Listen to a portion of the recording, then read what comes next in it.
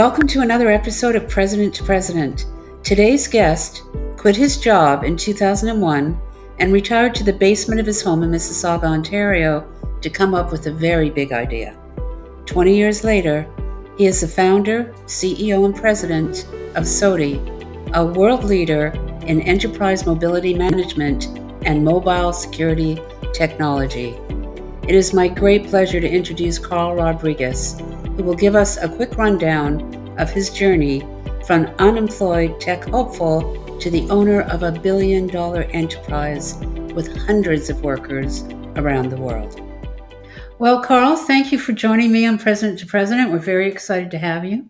Very excited to be with you here today, and thank you for giving me the opportunity to talk to you. Well, for those in the audience who don't know about SOTI, can you provide a thumbnail sketch of how you became a world leader in IoT and mobility devices? It's taken obviously many years. It started in my basement where I started to write, our earliest code, and from there we managed to get sales around the world, and then we gradually built a team. People around the world. So we have today we have approximately 1,200 people globally. We have 13 offices.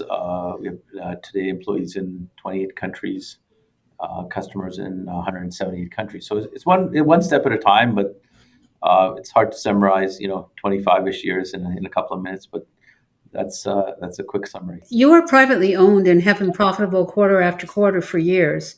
You must have had buyout offers galore. What's the corporate path forward for you? We're kind of not one of those companies that's really for sale. So it's deliberate that we're a proudly Canadian company. So my goal is to really build a great company and create world-class products. So yes, we've had many offers over the years, and we continue to get them pretty much on a weekly basis as company grows and our brand grows.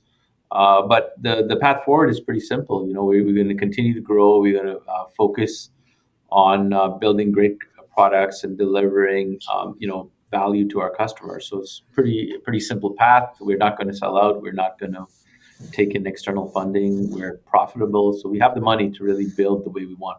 Well, you're best known for your solutions in medicine and retail, but you recently invested $20 million to launch an aerospace division. Why? Aerospace and robotics is something that I've been interested in for many years. And I see that the technology is ripe enough that we could actually use, indoor kind of drones, in healthcare, possibly to help, people in old folks' homes. In this pandemic, we've had a shortage of healthcare workers.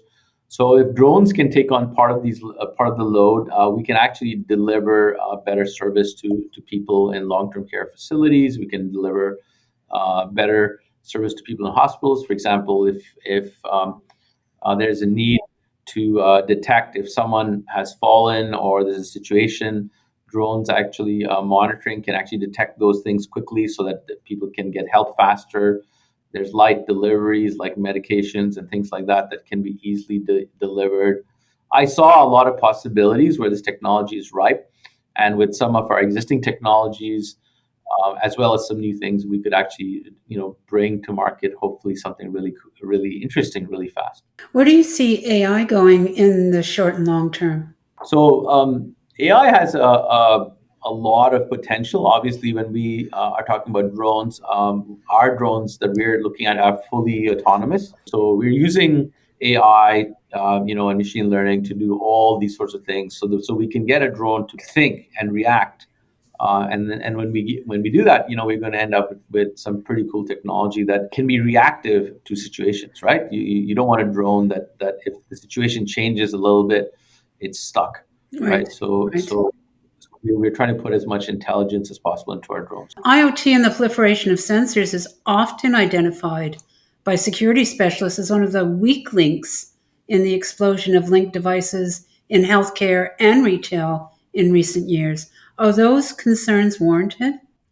Well, security, any company that's not thinking about security is, probably in big trouble. because there's a lot of international organizations that actually focus on hacking. There's governments who focus on hacking. So in anything we do in this very connected world, because everything is connected to everything, in this new world, so we have to have the proper security at each, not only at the endpoints, I believe, at each juncture or node in that network that your data is passing through. I saw that you just released a SOTI report on the state of mobility in healthcare, and your research showed that some providers felt outdated technology is actually getting in the way of providing great healthcare. Why is that? And do you think the pandemic has, or hopefully has, jump started any change? I think there is some change that happened because of the pandemic. But again, I think Canada has an opportunity to become a world leader in technology. But we need focus from the top down on technology, and there's probably funding and other issues as well that probably holds us back. We do have great technology companies here in Canada who are really selling their technology abroad. So I think there's an opportunity for these companies to be get educated, about some of the great companies that are in Canada who can help them. As I mentioned, we sell our technology around the world, and we have, I think, just in the US alone, like maybe 800 different medical institutions using our technology, right? Mm. So while the world is using our technology, there's not as much recognition of our technology, by Canadian companies, Canadian institutions.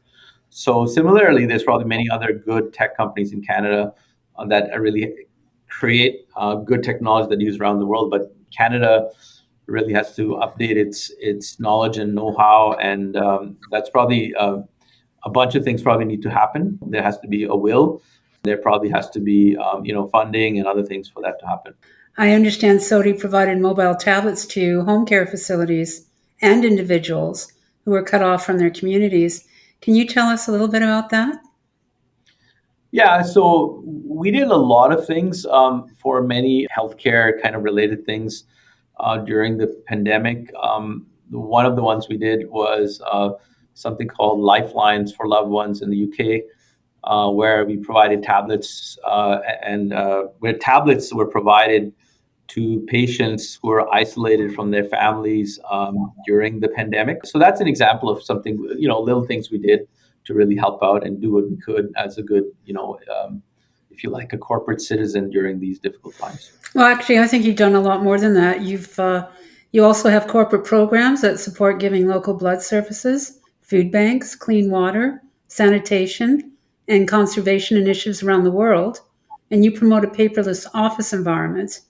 So obviously, you are quite fanatical about being a great corporate social citizen and feel a need. And thank God for that type of responsibility. It's important to you. Has that always been the case? Is there a story behind this? I think you have to just do what you can to help when you see there's an opportunity. We're living in different difficult times, as difficult as it may be in Canada. It's very clear that it's a lot worse in many other countries. What's your leadership style, Carl?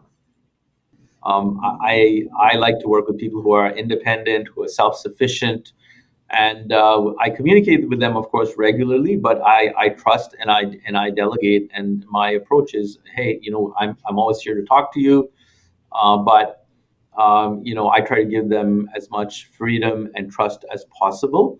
Well, you're all about innovation. So, how do you see the IT skills that will be required by workers over the next 5 years?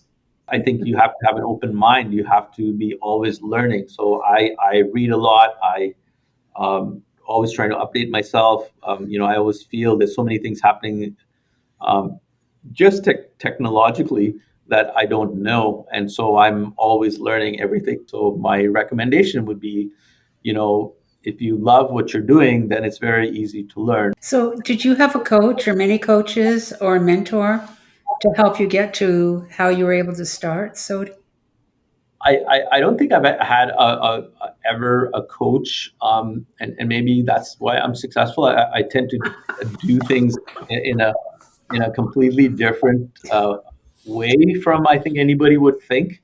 I have a completely different approach for everything, and usually when I hear what I read in a textbook, I usually think when I think about it, there's usually a much better way to do it. So I would say pretty much anything I do, I just take a different approach. And it's not only in technology. I think if you want to grow a company, people think of innovation is in the tech you build. And I would argue that's if you do, you'll never be successful because innovation isn't everything you do. Innovation is how you communicate with the employees. And innovation is what's your marketing message.